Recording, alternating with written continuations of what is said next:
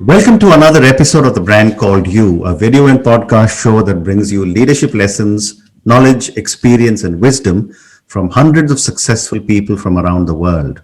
Today, it is my unique privilege to welcome a very accomplished cardiothoracic surgeon from Bangalore, Dr. S.V. Sri Krishna. Sir, welcome to the show.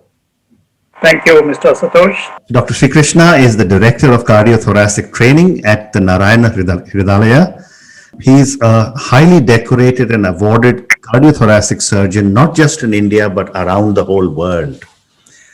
So, sir, tell me, what would you say are three key milestones in your life or career? The first, I suppose, is clearing an All India entrance exam and getting admission to the MBBS course at the prestigious St. John's Medical College.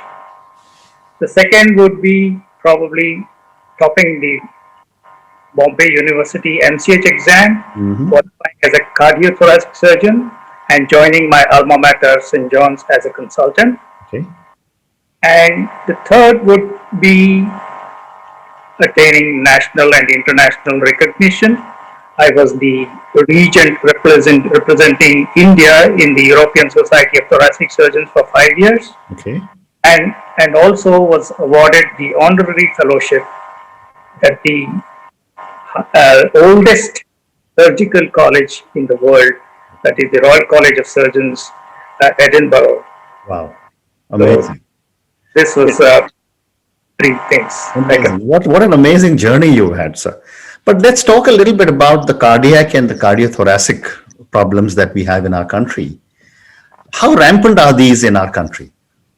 India needs about 2 million cardiac surgeries every year. Okay. And we are only doing about 1.5 lakhs across the country. Wow. Most of the centers are concentrated in the major cities. We need to improve this by getting more centers in the second tier and third tier towns and cities. Okay.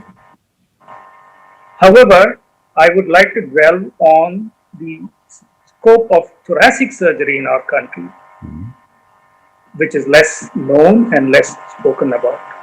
TB and lung cancers are the major problems in our country. Okay. India accounts for almost quarter of the cases around the world, amounting to 24 to 26 lakhs of cases, and almost 4 lakhs of these patients die. We need to take care of these situations, and many of these patients who require surgical management are unable to access the required facilities because of lack of awareness on the part of the patient and deficiencies in expertise in thoracic surgery, and of course lack of finances. So also lung cancer is grossly underdiagnosed in our country, and patients often come to us at a very late stage, beyond the curative stage. For example, to give you an idea, in Tata Memorial Center in Mumbai, the largest cancer center in the country, they see about 2,000 cases of lung cancer, and only 150 of them are operable. Amazing. It's a dismal state of affairs. So, You mentioned right just now that out of 2 million or 20 lakh cases, we're barely doing 1.5 lakh cases. Similarly, the same problems you spoke about in terms of the thoracic challenges and lung cancer.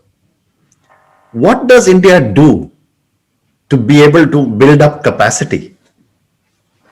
well, we are having a lot of training centers, and we are producing cardiac surgeons.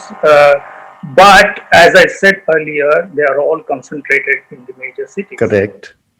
And this needs to go on to the peripheries. And government has to probably equip the peripheral hospitals a lot more and help open up avenues for the newly qualified surgeons. The problem of lung cancer, I should say, is most of the time cough or other problems in the chest are neglected by the patients. They go to a physician, he gives a course of antibiotic, 2 or 3 courses of antibiotic, does not improve, and then he is given anti-tuberculous treatment for about 3 months and still does not improve, and then people will think about cancer. By that time, it is too late. Too late. This is And at least, as you said very rightly, people in urban India have access. yes. But people in rural India, I mean, you mentioned that we need to be able to get more doctors out there, but this seems to be a chicken or egg situation. What comes first? Do we send doctors to more difficult areas, or do we set up infrastructure in those difficult areas? This seems to be a dilemma all the time. Well, yes, it is true, because most of the healthcare facilities in the country are provided by the private sector. Correct. And India is spending only about 1% of the GDP on healthcare. And this has to change. And for example, in NHS, 97% of the citizens are covered by their insurance. Correct. So we need to improve on that, so that people are not only aware and the facilities are available, they also should be affordable. Very well. That is important. Very well said. So talking a little bit about your own journey, you're a very successful surgeon, and now you're actually more in administration, and I'm sure you're doing your surgeries. My first question to you is, how do you prepare yourself before a very, very difficult or challenging surgery? Well, you need to have a game plan, as in anything. Correct. You need to plan what you're going to do. For that, you need to have the necessary information by way of investigations to exactly pinpoint the surgery, what is available, and how it is. I have 3 questions to be answered. I have a dictum. Is surgery necessary for this patient? Okay. Then the next question is the patient fit for this surgery? Okay. And the third thing would be, is my surgery going to improve his lifestyle I see. from what is already now? If you're going to make him worse, there's no point in doing the surgery. And if the answer to all these questions, even one of them is no, you have no business in doing the surgery. Amazing. So this is what I have practiced all my life. Okay. This was instilled to me by my teachers, and so I have continued doing that. Okay. And my next question is that, I've spoken to many, many surgeons, and I've got many people who are in my family who are senior doctors and surgeons. When I ask them, what would you prefer to do? Do you want to get into the administration of running your department, or would you rather be a surgeon? Or, like you ask an academician, would you like to teach, or would you like to run a college? How has your journey been from actually being a surgeon to running a big hospital? Well, this is like asking a pilot to do administration. He would Correct. like to fly a plane. Yeah. Similarly, as a surgeon, I would always like to do my surgery. Correct. So there's a saying which says, people who can operate.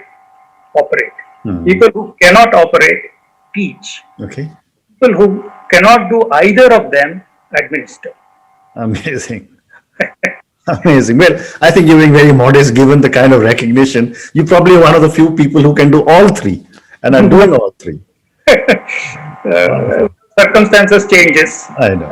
And you have to train your next generation and give them the due recognition. Correct. Yeah. So, my next question to you, sir, is that, you mentioned very briefly that a lot of the medical facilities are now in private hands, right? Hospital owners are investing very, very large sums of money in building the assets that are needed. And there seems to be now this constant conflict between patients and their relatives and hospital administration. Very often I've heard and I've seen in large hospitals in and around our country that the person says, bring the money first and then we'll operate. And I've asked some doctors, does this not go against your Hippocratic oath? What are your thoughts, sir, on this? Well, as I mentioned, about 1% of the GDP is of the whole country is being spent on the healthcare by the government. This has to be true. Unless this improves and better facilities are given to the major government run hospitals, the healthcare, the majority of the healthcare is still being run by the private sector, especially those requiring high-end equipment and expertise. See, unfortunately, most corporate hospitals now, as you rightly said, are being run by the management and HR personnel. Correct. The doctor-patient relationship is sort of forgotten. Correct. They are only answerable to the stakeholders or the investors and looking at the account books and the return on investment. Doctors, unfortunately, doctors, nurses, and the patients have become incidental commodities in a hospital. Amazing. So this has to change, and it is difficult because once they are this opens up a vicious cycle. They are giving targets to the patient doctors to perform so many procedures or investigations, which may be necessary or may not be necessary. This opens up ethical and unethical issues. Absolutely. And this is the state of affairs at the present situation. Yes, some of our generation people are not wanting to toe this line, but it is difficult for the younger generation. Correct. And you're absolutely right, because when I founded this chain of pharmacies called Guardian, which became India's second largest chain, we used to run all the pharmacies in the UP government medical colleges. And I have been to those medical colleges and the facilities are absolutely abysmal. So I guess government really has to step up and increase that 1% to something significantly higher. Yeah, as you said, the cost of treatment has become enormously high. The patients want a fast and cheap treatment, which may not be effective. Those opting for cheap and effective treatment is not necessarily fast. And patients requiring fast and effective treatment cannot be cheap. Very true. Well said. So this is the problem. And this can be catered only by the private sector at the moment. 80% of the patients who are attending these private hospitals, about half of them have to borrow money or sell their assets to undergo the treatment. And this has to come down. Correct. See, as in the UK, 97% of the citizens are covered by the NHS. Correct. We have no such insurance scheme, although in the southern states like Karnataka, Andhra or Tamil Nadu, we have a micro insurance system scheme called the Yashaswini, which was masterminded by Dr. Devi Shetty. And this has considerably reduced the costs. Amazing. And yet, Prime Minister spoke. I must also say that the present government has brought in the Ayushman Bharat scheme, which is a step towards this. Okay. But we are still a long way to reach every common man. Correct. So, that is true. That is true. But the Prime Minister has often said that there is a need to get more doctors. I was reading the papers about the Ayurvedic doctors being allowed to practice and pharmacists being allowed to dispense medicines, etc., etc. There are a lot of attendant risks, obviously. What are your thoughts on increasing the number? Because overnight, we cannot train the thousands and millions of doctors that are needed. Yeah, this is a similar situation like asking an air hostess or a flight steward to fly. Correct. We spend for example, to become a cardiothoracic surgeon, we spend about 10 to 12 years of training before we are able to do surgical. If you bring an Ayurvedic medical personnel, give him 6 months training and send him into the theaters, God help what happens to the patient. Absolutely. See, the bottom line, I think, here lies in the cost of medical education and reservations. Even after 73 years of independence, we are still having reservations and admitting mediocre students to the professional. Very true. I'm not against uplifting the underprivileged society, but give them the basic free education. But when they come to professional courses and postgraduate courses, merit has to be taken into consideration. And this is what is happening. Many a time, students resort to joining private medical colleges, which charge huge capitation fees. Wow. And they have to repay this in quick time. That is the problem.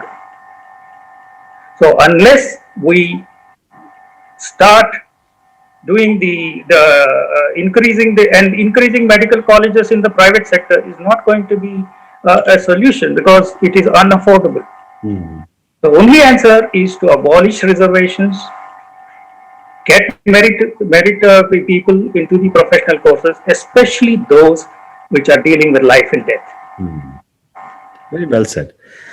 And, because we are such a large country and because so much of our country is still not really covered well, I often read that there is, like the answer to all our problems is telemedicine. And I know that we've been talking of telemedicine for at least 30 years. When I was in aerospace, we used to talk about it. We're still talking about it. What are your thoughts on telemedicine, sir, and reaching out to difficult areas? Yeah, telemedicine can be a double-edged sword. Correct. Telemedicine can offer quick and expert opinions in real time in specialties like radiology or pathology into remote areas without getting the necessary infrastructure into those remote areas. Okay. It could be also particularly useful in detecting medical emergencies and giving prompt treatment. However, the problem lies in the challenge is in these remote places, connectivity is a problem. We ourselves have a lot of problem in major cities with the internet connectivity, and in the remote areas there is no electricity, let alone internet facilities for these. And you also need many a time, I'm sure all of us have gone through, you need IT personnel expertise always. This is not available. Correct. The other thing that can happen is patients, especially the less literate, may not wholly comprehend what the doctor is telling them. And there may be compliance issues. Okay. This may open up legal concerns. The other, in the lighter vein, maybe I should say that the only time the telemedicine will help is that the irate relatives cannot bash up the doctor. Very true. Very true. And that is becoming a big challenge, I see, for doctors. It's becoming a big challenge. So one more question for you on medicine before I ask you a few questions for you personally. And you're now teaching and you're imparting your knowledge to a lot of young people. My question to you is that, are the young people really willing to commit themselves to such a long period of education that is needed to be able to become a doctor? Yes, unfortunately, it is difficult, but a career in medicine will always be necessary, though not profitable. Correct. As long as mankind exists. Correct. And is we are prone to excesses in diet, lifestyle, hereditary influences, as well as speed, alcohol and drugs, and religious and political extremism predisposes all these people to trauma and violence. Correct. So medicine is not going to die. However, the young aspirants must be passionate in taking this course. They have to forego the cushy life of their peers in other fields, forego the holidays and the less working hours in the other fields, and forego their travel and partying, and spend a lot of time with the patients. Correct. A career in medicine is tough, wherein you have to be thinking on your feet, take split-second decisions, and especially in the matters of life and death. So I would definitely say that this is a difficult field at the moment. It's not as lucrative as it used to be. However, people who are passionate and who have got this thing are still available, and they should be taking this. Wonderful. So, sir, I've got time for now 2 questions for you left. My first question is that for a person who has achieved so much, who must have cured thousands and thousands of people, who is now giving back so much to the profession, what does success mean to Dr. Sri Krishna? Good question. Success is a relative term. Correct. As told by Lord Sri Krishna in the Gita, Right. success is a measure decided by others. Okay. Satisfaction is a measure decided by you. So my motto, derived from my daughter's school, is to do well all that you do. Okay.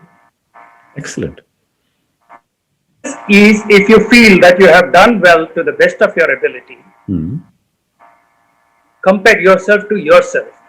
If you have improved from what you were yesterday, it is success. Fantastic. And therefore, a follow-up question to you is that you know, and I always admire doctors because every day when they are operating, they are motivating themselves. And I've seen doctors after the surgery come back really tired because of the stress. My question is, where do you draw your inspiration from? To begin, I think my grandfather, Dr. Baru, who himself was a surgeon and well respected, maybe that sort of sowed the seed in me to follow his footsteps. The second was my general surgery teacher, Wing Commander Sarkar. Now he's Air Marshal Sarkar, retired. He exemplified 3 Ds: determination, dedication, and discipline, Okay. which helped me throughout my career. And I'm grateful. The next person who inspired me was Dr. Jerry Mascarenhas, a pioneer thoracic surgeon in Karnataka, who taught me the nuances of thoracic surgery and to achieve good results with limited resources that we had at that time. Of course, now the equipment and other things are much better, but with what little resources he had, he did a great job. Okay. He also taught me to be compassionate to my patient and treat every patient as if he is my own kit and kin. Wonderful. We all make mistakes. Right. But if with this attitude that you are treating your own kit and kin, 95% of the time you will take the right decision. And that will give you a clear conscience. Fantastic. And lastly, maybe Mr. Hedley Brown, Okay. from whom I learned coronary bypass in the UK. He was a perfectionist. He would insist that every stitch that you take should be perfect. His dictum was, think twice, measure twice, and cut once. Amazing. Amazing. And the one book, maybe if I can quote, Sure. which gave me the inspiration right from my undergraduate days, was Jonathan Livingston Seagull. Right. That's a brilliant book. And the message was strive for excellence. Correct. Sir, thank you so much. It has been such an honor and a pleasure speaking to you. I'm sure the thousands and thousands of people who will watch us talking and listen to us on our podcasts will learn an incredible amount from you. Thank you very much. Thanks for this opportunity. Thank you.